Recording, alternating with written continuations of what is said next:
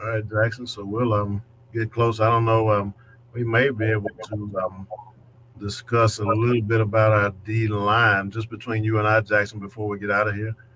And then, because I don't think we're gonna get, we're not gonna get Carl. We'll get Carl and Rafik in here next week.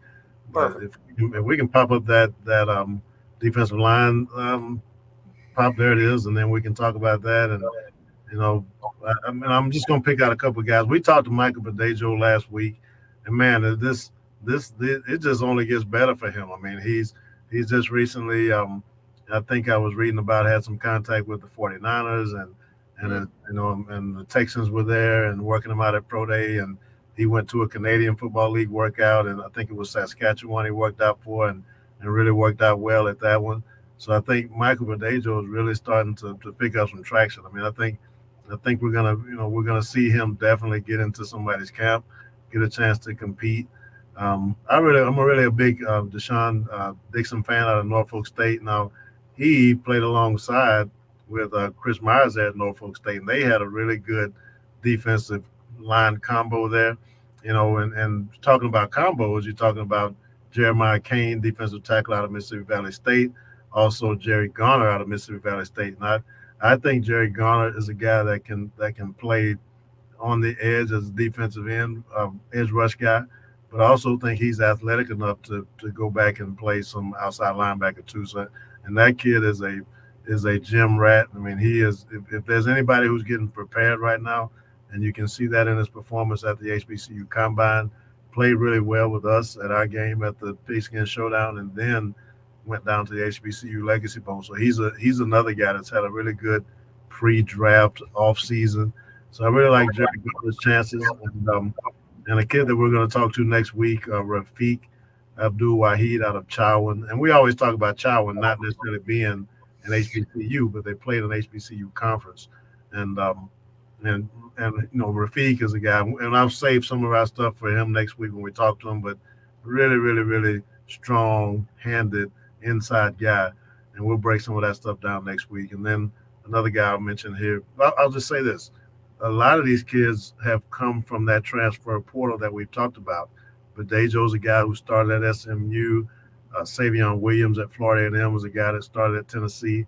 So a lot of these kids have found the HBCU route to really get themselves on the map and get that opportunity. So, had they not made those moves in some cases, I even think Kalon Davis out of Arkansas Pine Bluff was a transfer out of Arkansas State. So a lot of these kids have really made this move work for them, and we're just hoping and praying they get some shots at the next level. Absolutely. No, a lot of these guys, like you said, Michael Badejo, former SMU Mustang, right there, transferring out there to Texas Southern. A lot of these guys, like you said, do get their shot because of the transfer portal. And so there are certainly pros and cons to it. You Yep. hate to see it. Definitely one of the cons is you hate to see it as just kind of quitting on a team, right? And just going elsewhere. One of the pros is, hey, who knows if we're talking about Michael if he doesn't make that move Yeah. from SMU. So no, definitely pros and cons. I'm glad some of these guys have gotten noticed, especially at the HBCU level. I really love how Dixon has developed as a rush defender too, because he's always been a pretty good pass edge rusher. But now he's stuffing the run too, which is something that he has had to improve on from his starting years. Jerry Gardner, man, he had a lot of plays. It seemed like that led to picks, and maybe you don't see it on the stat sheet, but just well, I guess you do it with quarterback hurries, but man, he's talented. The only thing I'd like to see from him is maybe a little bit more calculated use of his hands. Sometimes, like you said, he's a gym rat, and sometimes he just goes at it right, and maybe could be a little more deliberate. But man, I'd rather have a guy who's just like a beast and maybe not the most deliberate than a guy who's very deliberate but doesn't have that physical ceiling. So certainly, whatever team he can go to, hopefully, can develop him at that.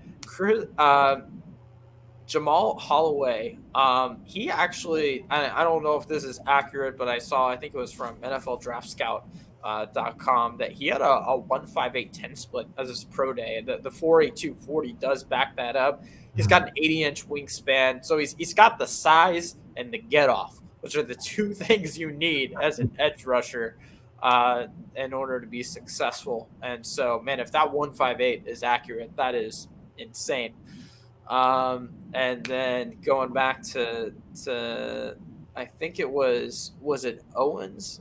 I can't remember if it was Owens or Myers that I was watching, and it was like the opposing offense was running like the like Kyle Shanahan type play where like, hey, let's just do like a jet sweep going left and like not block the right defensive end because he'll probably like you probably don't have to worry about him. And he just had like the speed to catch up to the ball carrier.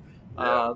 So man, the speed on these defensive ends, like we were talking about earlier, with Coach Keaton, like the speed and the athleticism of these guys is so much higher than it used to be. And man, hopefully we can see a few of these guys from the HBCUs take advantage of that. And hey, if you can just get a shot and get, as a UDFA, get on the 90-man roster, and then if you can make past the first couple cuts, shine in the preseason. You don't have to, maybe you're not the greatest in practice. Maybe you're a gamer. That's how Austin Eckler was found. Is not the highest coming out, didn't do that great in practice, but man, when the lights were on and the real jerseys were on in the preseason, he shined. So definitely looking forward to watching these guys, seeing where they land on assorted UDFA trackers right after the draft, and then watching them in August. I always say contributors in August just to make it to September, right? So hopefully that's where we see these guys. That's absolutely right. It's a really good. It's a really deep group too, man. I mean, Oh yeah, from 1 to 15, I mean, you can make an argument for each of those guys getting some type of a shot. I mean, whether you're talking, rookie minicamp opportunity looks, or just getting in as an undrafted free agent. I mean, it's a deep group that you have to really take a look at, because you may miss a gem in there if you don't take a shot. absolutely, absolutely.